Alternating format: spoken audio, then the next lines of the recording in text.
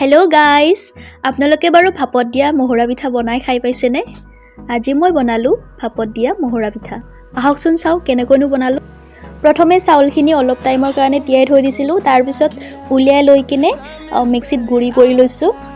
মই চাউলখিনি তিয়াই থোৱা সেইখিনি ভিডিঅ' কৰা নহ'ল। মই ভবা নাছিলোঁ ভিডিঅ' কৰিম বুলি, জাষ্ট এনেই বনাই কেনে খাম বুলি ভাবিছিলোঁ আৰু তাৰপিছত ভাবিলোঁ আৰু ভিডিঅ' কৰোঁ বুলি। তাৰপিছত এনেদৰে নাৰিকল এটা ৰুকি ল'লোঁ।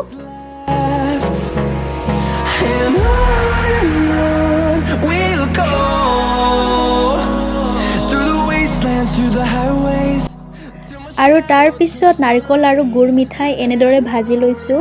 মিঠাই অলপ কম হৈছিলে, পিছত চেনি অলপ দি দিছিলোঁ।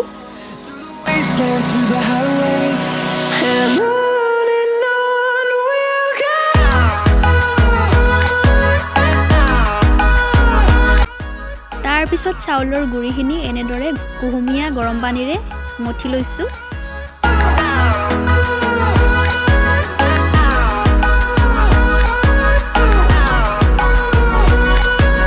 তাৰপিছত ভাজি থোৱা নাৰিকলখিনি এনেদৰে মাজত দি মহুৰা বনাই দিলোঁ। যিহেতুকে মহুৰা পিঠা হ'বলৈ গৈ আছে, এনেদৰে মহুৰাৰ দৰেকৈ ডিজাইনটো দি দিছোঁ আৰু তাৰপিছত ভাপত সিজিবলৈ এনেদৰে পিঠাকেইটা এনেকৈ বহাই দিছোঁ।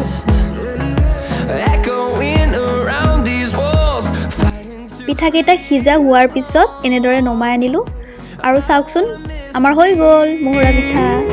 আপোনালোকে যদি বনাই খোৱা নাই, খাব পাৰে এনেদৰে, বহুত টেষ্টি হয়। আজিলৈ আহিছোঁ। আজিৰ ভিডিঅ'টো ইমানেই আছিলে। যদি ভিডিঅ'টো ভাল লাগিছে তেনেহ'লে লাইক কমেণ্ট